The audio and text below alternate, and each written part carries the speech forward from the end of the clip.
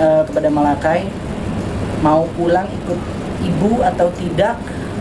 Anaknya tidak mau karena trauma.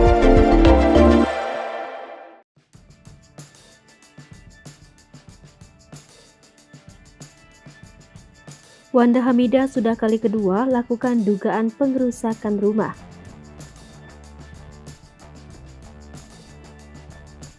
Mantan suami Wanda Hamidah, Daniel Patrick, mengatakan jika Wanda sudah kali kedua melakukan dugaan pengerusakan rumah.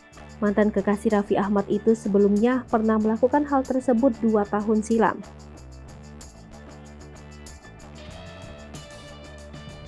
Hal yang dilakukan oleh Wanda Hamidah membuat rasa trauma terhadap anak-anak dari pernikahan Daniel Patrick dengan istri barunya, Helua.